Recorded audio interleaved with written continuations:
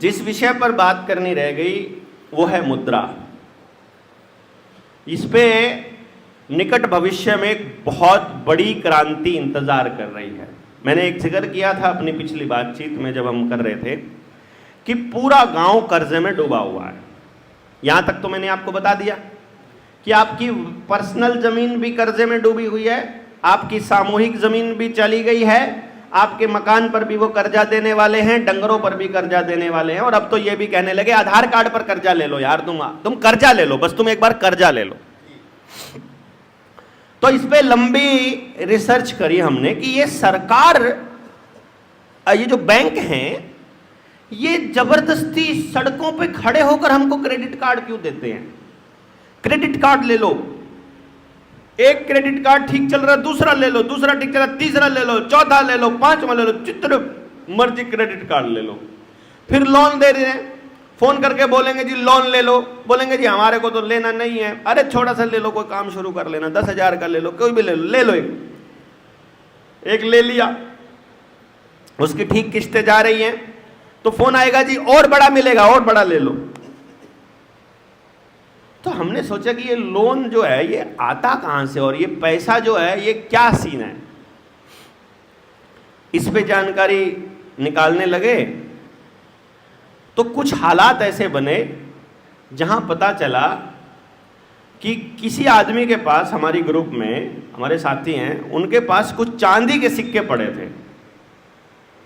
चांदी के सिक्के जो पुराने वाले होते हैं ना, अब चांदी का 1 रुपया जो होता था वो पड़ा था। उन्होंने सोचा कि यार कुछ पैसे मिल जाएंगे, इनको बैंक में दे करके और पैसे ले आते हैं।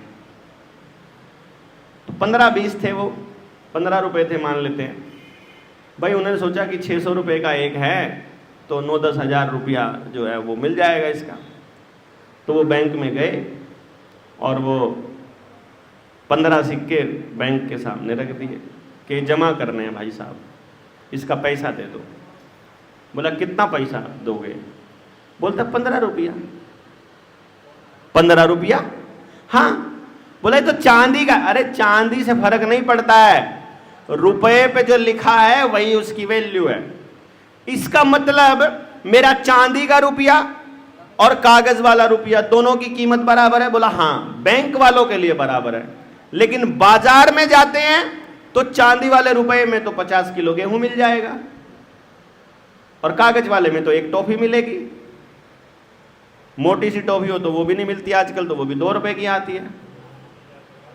तो फिर पंगा क्रिएट हुआ कि पहले वाला चांदी का रुपया इस लोहे के रुपए में कैसे बदल गया, और सरकार ने हमको तरक्की करने के लिए लोन दिया था, तो हम लोग गरीब कैसे हो गए। गरीबी का आलम यह है माताओं और बुजुर्गों, नौजवान साथियों, कि मैं अगर आज से 40 साल पहले का समाज अपने एरिया का आपको बताऊं तो हमारे घर में 25-26 भैंसें होती थी, गायें होती थी, 2 बैल होते थे। मेरे घर की मैं बात बता रहा हूं।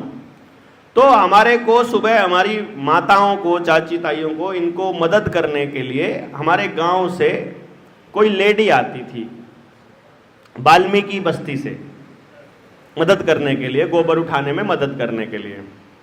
वो जो वाल्मीकि बस्ती से जो लेडी आती थी, उसके हाथों में मैंने चांदी के कंगन देखे हैं, गले में मैंने चांदी देखी है, पैरों में मैंने चांदी और सोना देखा है। हाथों में सोना और पैरों में चांदी मैंने उस औरत के देखा है जो गोबर का काम करने के लिए आती थी। यानी गरीब से गरीब घर के पास भी सोना और चांदी होता था। आज यहां कोई 50 एकड़ का जमींदार बैठा हो, कोई 100 एकड़ का जमींदार बैठा हो, सबके घर का सोना और चांदी बैंकों में नीलाम हुआ पड़ा है। सबकी जमीन बैंकों में गिरवी पड़ी है, सबका जमीर सरकार के यहां गिरवी पड़ा है। मतलब वो सब कंगाल हो चुके हैं। तो वो पैसा गया कहां, ये सवाल है। तो मालूम पड़ा कि बड़े बुजुर्ग हमको एक बात बताया करते थे कि जितना सोना सरकार के पास रहता है उसके हिसाब से बैंक नोट छापते हैं। ये तो सुना होगा आप लोगों ने। तो फिर हम इस खोज में लग गए कि कितना सोना होना चाहिए कि कितने नोट छप सकते हैं। तो मालूम पड़ा कि 15 रुपया अगर सरकार को छापना है तो 1 तोला सोना वहां पर रिजर्व बैंक में रखना पड़ता है। मतलब 15 रुपये का 1 तोला सोना रखना पड़ता है। उसके बाद का कोई कानून भारत में अवेलेबल नहीं है। और यह सर्वमान्य सत्य है, यूनिवर्सल ट्रुथ है, यूनिवर्सल लॉ है कि सिद्धांत को कोई तोड़ नहीं सकता। तो हम ये जानने लगे कि यार 15 रुपए में, तो हमने किसी से पूछ लिया ये सोना हमको वापस कैसे मिलेगा। बोले किसका है ये सोना। बोला ये हमारा है। हमारा किसका? देश की जनता का। तो देश की जनता ने वहां क्यों दिया हुआ है? वो बोले देश की जनता अपनी कमाई को वहां जमा करती रहती है और उसके बदले में नोट लेती रहती है। बैंक नोट जो है ना ये लेती है। सोना इसलिए जमा करती है कि जेब में सोना लेके कैसे घूमेंगे, कहीं गिर जाएगा, तो वो नोट लेके घूमती है। अच्छा, इसका मतलब नोट के बदले में सोना मिल सकता है? उसने कहा हाँ, नोट के ऊपर लिखा हुआ है मैं धारक को 100 रुपए अदा करने का वचन देता हूं और गवर्नर के साइन है। इसका मतलब हम अगर सरकार से 100 रुपए का नोट लेकर के जाएंगे और उसको कहेंगे कि आप हमको ये दे दो, तो सरकार हमको सोना देगी क्या? बोला बिल्कुल देगी। कितना सोना देगी मालूम है? लगभग 6.25 तोड़े सोना मिलेगा 100 रुपए में। हमने सरकार से चिट्ठी लिख के पूछ लिया और 100 रुपए का नोट भेज दिया कि हमको हमारा सोना चाहिए, इस नोट के बदले का जो सोना तुम्हारे पास रखा है वो हमको दे दो। सरकार ने आज तक सवाल का जवाब नहीं दिया पिछले 3-4 सालों से।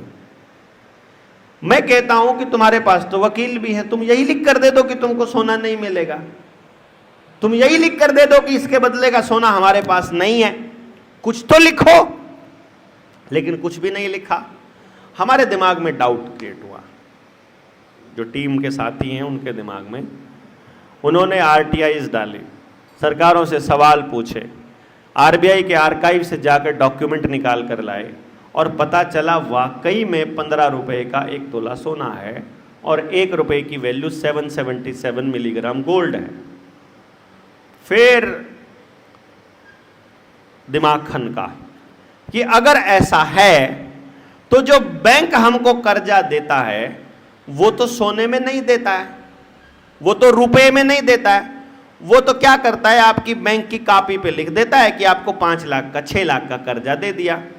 6 लाख का कर्जा ले दिया, उसके बदले में हम अगर एटीएम से जाकर पैसे निकलवाने जाते हैं तो हमको बैंकों का नोट मिलता है, रुपया नहीं मिलता। बैंक नोट मिलता है ना, प्रोमिसरी नोट।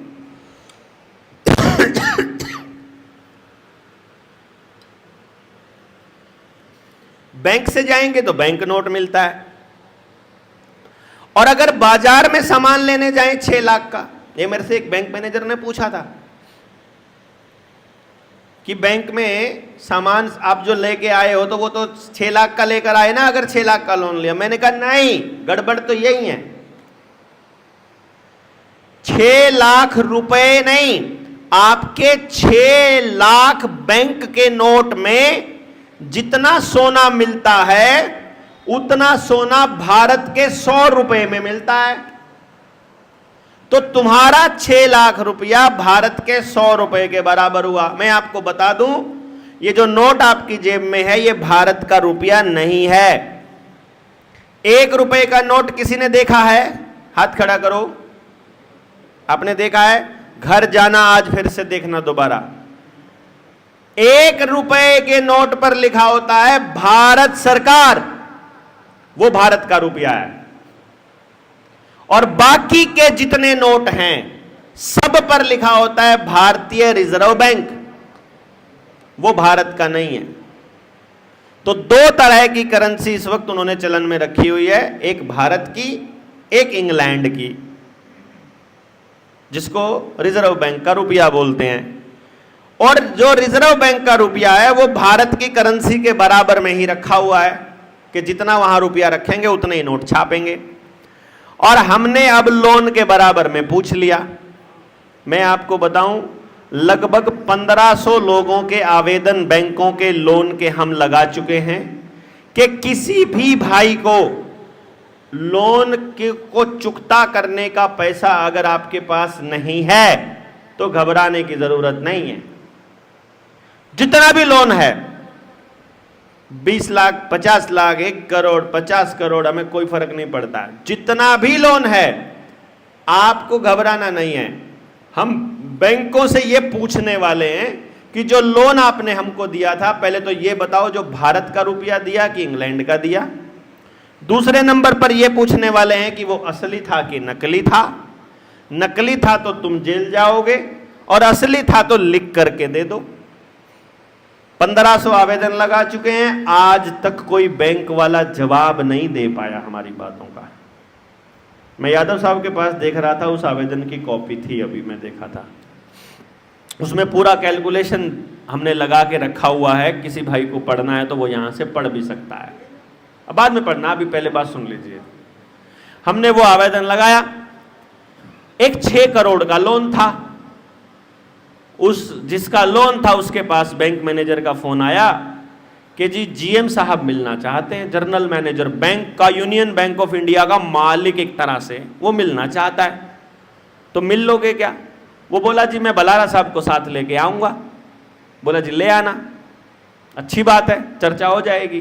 तो मैं भी साथ चला गया दिल्ली। जोनल मैनेजर बैठे हुए, जीएम बैठा हुआ और चर्चा हो रही है। जोनल मैनेजर ने मेरे को मिलते ही मुझे बोला आप वही हो ना? मैं कहा हाँ मैं वही हूं। पहली बात तो यही है। फिर बोला आप लोगों को गुमराह कर रहे हो।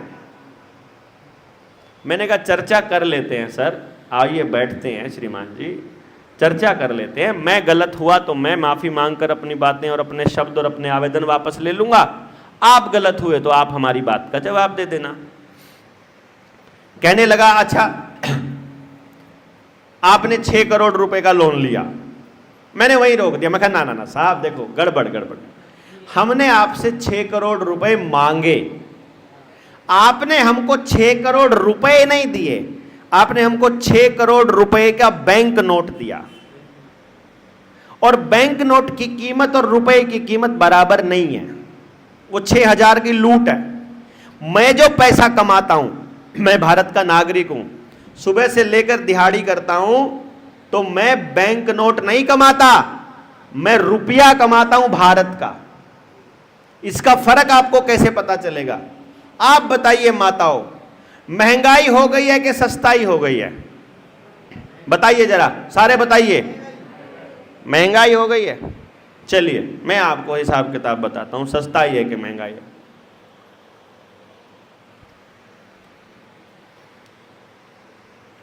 में 1970, आज से 50 साल पहले सोने का रेट क्या था?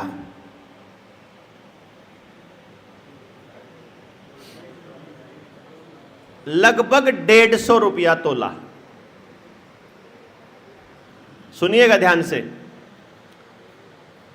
लगभग 150 रुपया तोला सोने का रेट है 1970 में। और दिहाड़ी कितनी थी उन दिनों में? अगर किसी के मजदूरी करने जाना है 5 रुपया। 1970 में 5 रुपया दिहाड़ी थी। तो आज दिहाड़ी कितनी है? 500 रुपया। तो हमारी दिहाड़ी बढ़ गई कि घट गई? ऐसा लग रहा है। अभी अपन आते हैं। पहले जो हम दिहाड़ी करते थे तो हम 1 महीने में 150 रुपया कमा लेते थे 30 दिन काम करके। तो हमको लगभग 1 तोला सोना मिल जाता था। लगभग का अंदाजा लगा लेते हैं हम, 150 रुपये का ही तोला मान लेते हैं सोने का। तो हम 30 दिन की दिहाड़ी में 1 तोला सोना कमा लेते थे। आज अगर 500 रुपया मिलता है तो महीने में कितना कमाया? 15,000। 1 तोला सोना कितने का है? 70,000 का 10 ग्राम है। 1 तोला 85,000 का है। यानी आज अगर आपको वही 1 तोला सोना कमाना है तो कम से कम 5 महीने काम करना पड़ेगा। तो आपकी दिहाड़ी कम हुई कि ज्यादा हुई? बताइए। आपको 500 रुपया दिख रहा है, लेकिन 500 रुपए में कुछ आता तो नहीं, तो आपकी मेहनत को खाया जा रहा है। जैसे किसान ने खेत में टमाटर लगाया, 5 रुपया किलो टमाटर बिका। 100 किलो टमाटर कितने का बिका? 500 रुपए का। किसान ने 500 रुपया घरवाली को दे दिया कि ये लो, भगवान जरूरत पड़ेगी। 2 महीने बाद उसके घर में सत्यनारायण की कथा हो गई। हलवाई ने लिख दिया टमाटर लेके आओ। तब तक अडानी को लोन दे दिया सरकार ने, बड़ा सारा 10,000 करोड़ का लोन माफ कर दिया। उस लोन के पैसे से उसने बाजार में बड़ा सारा टमाटर खरीद लिया और वो टमाटर बाजार में नहीं मिला। और फिर ज्यादा टमाटर का रेट कितना तक गया था अपने यहां? हमारे वहां 250 रुपए किलो तक गया था। 250 रुपया किलो गया, यहां भी गया था 250 यहां भी गया। उसी 500 रुपए को लेकर अगर किसान की पत्नी बाजार में चली जाए तो कितना टमाटर मिलेगा? 2 किलो। 100 किलो टमाटर बेचा, वो जो 500 रुपया मिला उससे 2 किलो टमाटर मिला। तो असली धन वो टमाटर था कि रुपया है? असली धन टमाटर है कि रुपया? यानी कि असली धन, अभी नोटबंदी पे आते हैं। 8 नवंबर 2016 को नोटबंदी हुई। हम 5 लोग हैं, सबके पास घर में 10-10 लाख रुपया पड़ा है। 16 तारीख से पहले 15 तारीख को मैंने खरीद ली 10 लाख की जमीन, इन्होंने खरीद ली 10 लाख रुपए की भैंस, इन्होंने खरीद लिया 10 लाख रुपए का सोना और इन्होंने 10 लाख रुपए ऐसे ही रख लिए जेब में। अगले दिन हो गई नोटबंदी और वो एक आया टेलीविजन पे दड़ियल सा आदमी, मेंटल सा लगता है अब तो, पहले तो ठीक लगता था लोगों को वो। उसने बोला कल से आपके घरों में रखा हुआ पैसा कूड़े का ढेर हो गया, अब वो लीगल टेंडर नहीं है। तो जो मैंने जमीन ली थी ये भी कहीं चली जाएगी, ये अभी उतने की ही है। वो जो भैंस ली थी वो थोड़े दिन में ब्याह जाएंगी, 3-4 भैंस ली, 3-4 कटड़ियां और हो जाएंगी, वो बढ़ेगा। वो जो सोना लिया था वो वहीं का वहीं है, यूं का यूं, और जो पैसे पड़े थे वो कूड़ा हो गया। कूड़ा ही तो कूड़ा हो सकता है भैया, सोना कूड़ा कभी नहीं हो सकता, जमीन कूड़ा कभी नहीं हो सकता। कूड़े को ही कूड़ा बोला जा सकता है। वो पहले ही कूड़ा था, उसे हम रुपया मान रहे थे, वो था नहीं, वो पहले से ही कूड़ा था। समझ रहे हो ना आप? यानी असली धन क्या हुआ? पशुधन, जमीन, पानी, अनाज, सेहत, परिवार, लोग, समाज, ये वहीं थे। लॉकडाउन लगा, सबके धंधे चौपट हो रहे थे, सब पैदल आ रहे थे वहां से दिल्ली से चल के, लेकिन लोग खड़े थे सड़कों के ऊपर, रोटी देने वाले भी, मदद करने वाले भी, सब खड़े थे। लोग असली धन है, रुपया किसी काम नहीं आ रहा था नोटबंदी में, लोग काम आ रहे थे, सामान काम आ रहा था। जिसके घर में 1 साल का अनाज पड़ा था वो अनाज रोटी आराम से खा रहा था, और जिसके घर में रुपए पड़े थे उससे उसको अनाज नहीं मिल रहा था। नहीं समझे? हम असली धन छोड़कर नकली के पीछे दौड़ रहे थे। अब बैंक मैनेजर को मैंने बोला कि तुम्हारा जो 6 करोड़ रुपए का लोन तुमने हमको दिया था उसके बदले में जितना सामान आता है उतना मेरे भारत के 10,000 रुपए में आता है, तो असल में तुमने हमको 10,000 रुपया दिया है और मैं तुमको 3 करोड़ रुपया वापस कर चुका हूं, तो उसमें से 10,000 रुपया काट करके वापस दो, क्योंकि तुमने जो हमको दिया था वो पैसा नहीं था, मैं आपको यह बता रहा हूं, इसको दिमाग में बिठा लेना। आपको पैसा कैसे मिलता है? आपको पैसा ऐसे मिलता है, आप खेत में गए, आपने वहां बीज बोया, एक बीज से 50 दाने बने, वो 50 दाने बने, इकट्ठे हुए, ट्रॉली में भरे। 3-4 महीने की मेहनत के बाद की बात बता रहा हूं मैं। 3-4 महीने की मेहनत, पूरा परिवार पागल होकर के लगा, वो मेहनत को इकट्ठा किया और मंडी में लेकर के गए। वो अनाज धन था। उस अनाज के बदले में सरकार ने अपने पास वहां गोल्ड रख लिया, वो धन था। और उसके बदले हमको जो रुपया दिया वो धन था, क्योंकि वो अनाज के बदले सोना, सोने के बदले रुपया, वो धन है। अगर ये रुपया बिना सोने के बदले छाप दे कोई, तो नकली होगा कि असली होगा? अगर वहां सोना नहीं रखा है और आपको रुपया दे दिया जाए तो वो नकली रुपया माना जाएगा। अब हमने देखा कि बैंक वाले रुपया कैसे देते हैं आपको।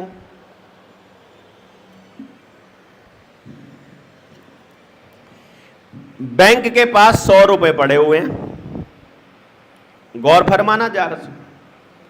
हम थोड़ा 100 से थोड़ा बड़ी अमाउंट ले लेते हैं, 1000 रुपया ले लेते हैं।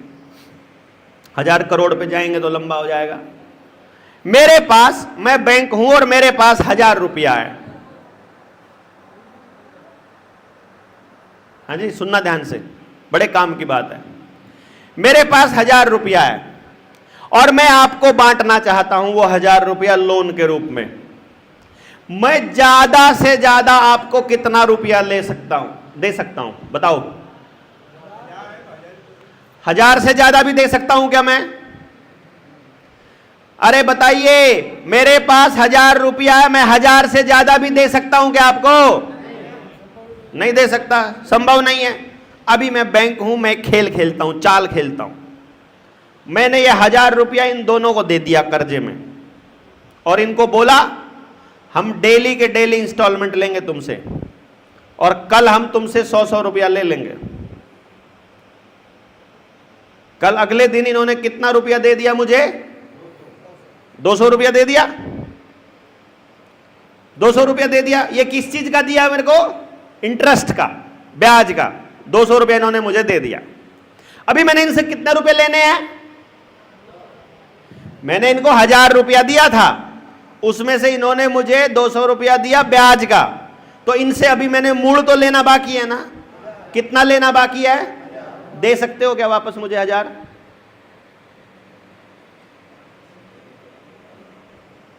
है ही नहीं, कहां से लाओगे? 1000 ही दिए थे, उसमें से 200 तो मुझे दे, 800 बचे दोनों के पास। मान लो 500 दिया था मैंने, तो अभी मैं आपको बोलता हूं, जब मुझे नहीं पता, मुझे अपना 500 रुपया चाहिए, तो आपके पास 400 है, तो आप भाई से बोलोगे भाई दे दे 100 रुपये, मैं बैंक का जमा करा देता हूं बाद में। अभी आप आड़ हो जाते हो ना, केसीसी का कार्ड जमा कराने, ऐसे तो बोलते हो भाई दे दे, जमा करा के ब्याज तेरे को वापस कर दूंगा। अब इन्होंने इनसे 100 रुपया लेके मुझे 500 दे दिया। अब उन्होंने कितने देना है? मेरा 500 है, कितना बचा? कितना? 300 बचा ना। अब 300 देने आए, मैं बोलूंगा क्या बात करते हो, 500 देना है? बोला 500 मार्केट में ही नहीं है भैया, पैसा है ही नहीं। और क्योंकि जितना पैसा मेरे पास था, अब मैं 1000 रुपए से एग्जाम्पल ले रहा हूं, इसको 1000 करोड़ कर दो, लाख करोड़ कर दो, मतलब मेरे पास जितना पैसा था मैंने सब बांट दिया। तो जो आपके पास था वो सब आपने मुझे दे दिया। अब आपके पास नहीं बचा, मार्केट में भी नहीं है वो पैसा, तो आपकी प्रॉपर्टी नीलाम करने का मुझे हक है कि नहीं है? वो पैसा है ही नहीं कहीं पे भी, लेकिन प्रॉपर्टी नीलाम करने का हक मिल गया मुझे। ठीक है, अभी मैंने क्या किया?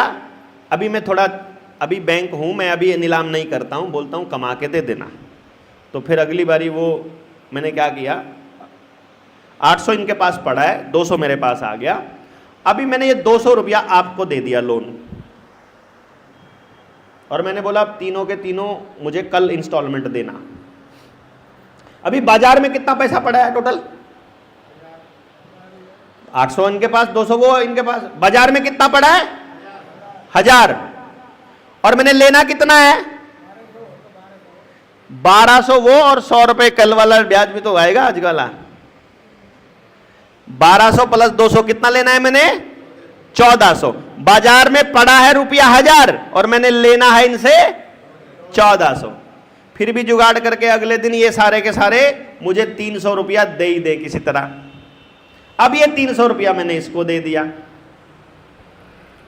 ब्याज वाला ही। समझ रहे हो आप बात मेरी? बाजार में कितना रुपया है? 1000, लेना कितना है? 1500। मेरे वही 1000 रुपया घूम रहा है, लेकिन मैंने लेना कितना? 1500, और इन सारों का मिलकर टोटल कितना बनता है? 1000। तो क्या ये मिलकर भी मुझे 1000 रुपया वापस कर पाएंगे? 1500 वापस कर पाएंगे? नहीं कर पाएंगे। और ये बढ़ता जाएगा, मैं ब्याज लूंगा अगले को दे दूंगा, मैं ब्याज लूंगा अगले को दे दूंगा, उसका ब्याज लूंगा अगले को दे दूंगा।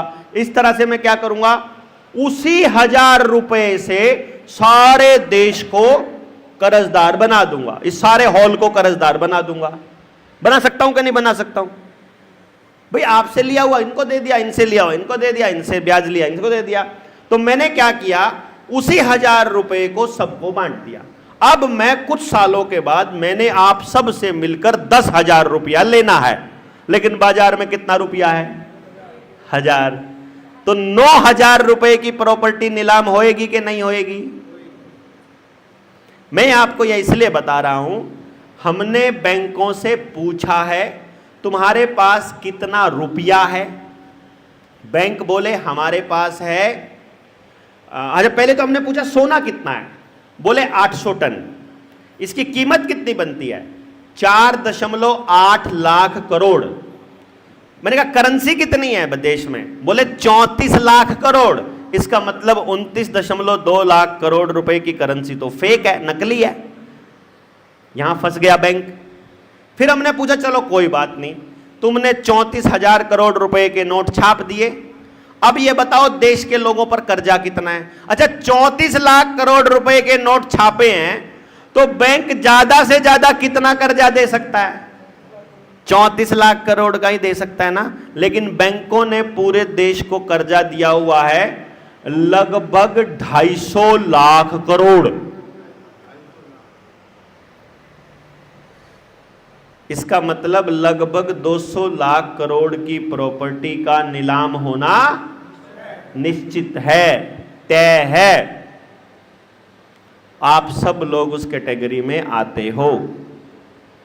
हमने बैंकों से पूछ लिया। तो जब मैं बैंक मैनेजर के पास गया था, उसने मुझे बोला भाई तुम ये कहते हो कि ये नोट नकली हैं? मैंने कहा हाँ मैं कहता हूं। बोले अगर ये नोट नकली है ना तो एक काम करो, तुमने जो कर्जा लिया था हमको ये नकली नोट ही वापस दे दो, नकली ही दे दो। नकली लिए थे? नकली तो लिए थे, मानते हो? मैं कहा हाँ नकली लिए थे, ये मानते हैं, नकली वापस कर दो। मैंने कहा बस एक काम कर दो, आप हमसे ये लिख करके दे दो कि अगर हमने नकली दिए थे तो आप नकली दे दो, या आप हमको ये लिख कर दे दो कि यही नोट दे दो। वो भी नहीं लिख के दे रहे हो आप तो। मैं तो पिछले 1 साल, क्योंकि ये केस चल रहा था साल भर से, तो हमने कहा जी हम तो आपको कह रहे हैं आप हमें लिख कर दे दो आपको कौन से वाला रुपया चाहिए। मुझे पता है कि मैंने आपको असली दिया है, और यह भी पता है कि आपने मुझे नकली दिया है। अगर आपने मुझे नकली दिया है तो अब जेल आपकी होगी।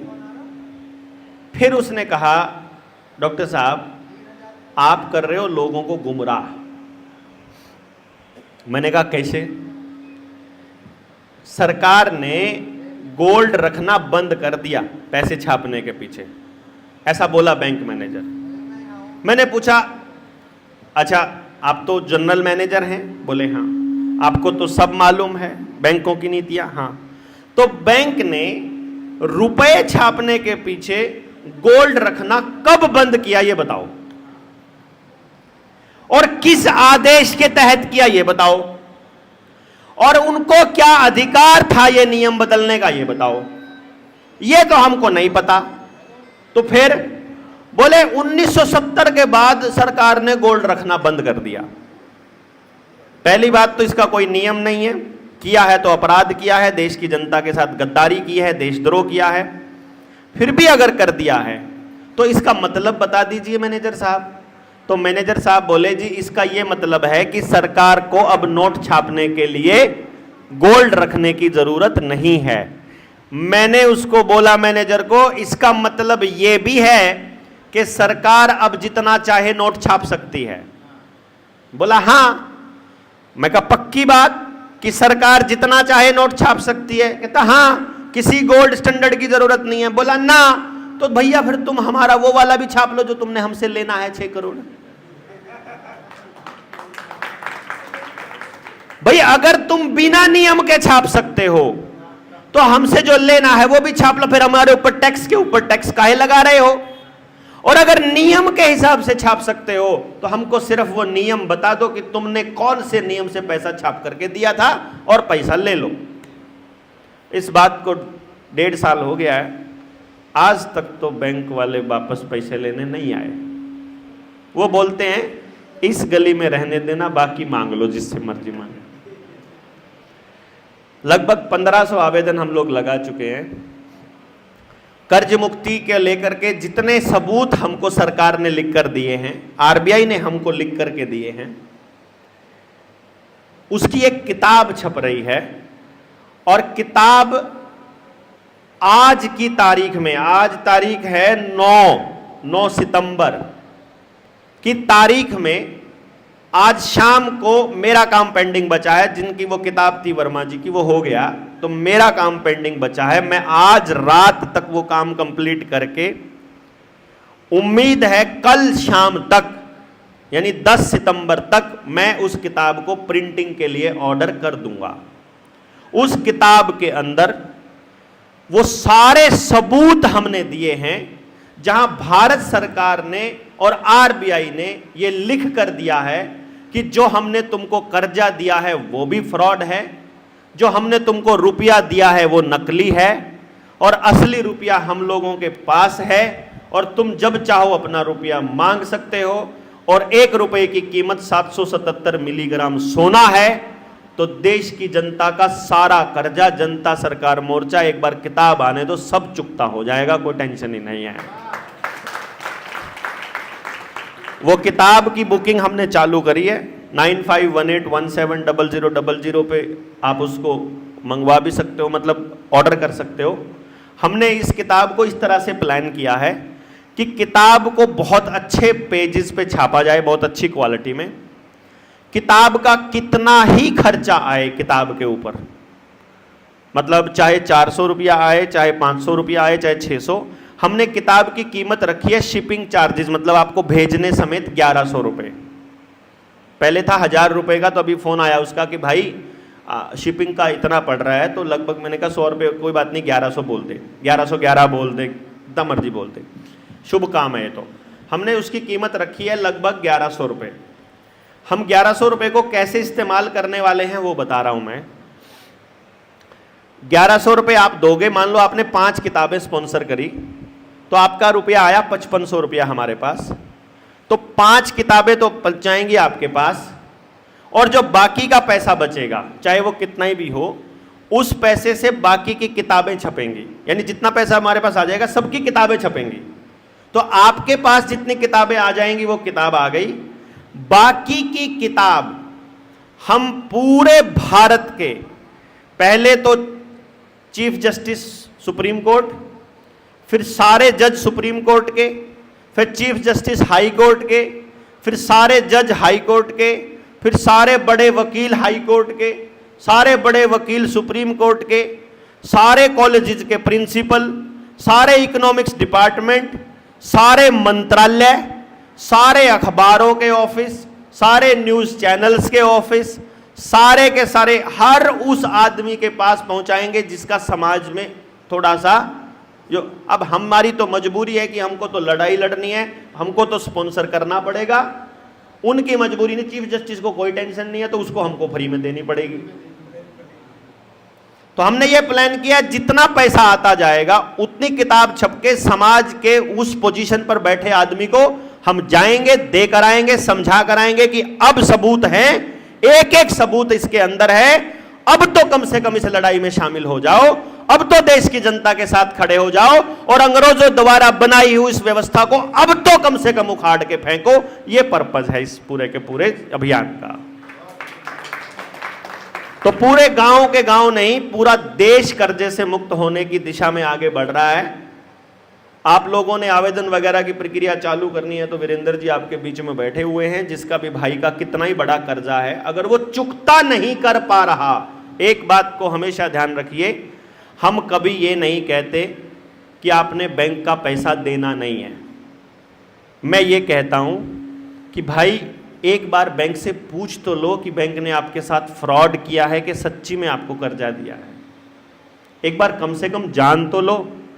और अगर बैंक अपनी बात से भाग रहा है तो कोई ना कोई गड़बड़ है। तो एक बार इस लड़ाई में शामिल हो जाएं और मिल करके इसको लड़ाई को लड़ेंगे। तब तक अगली मीटिंग तक के लिए जय हिंद, जय भारत।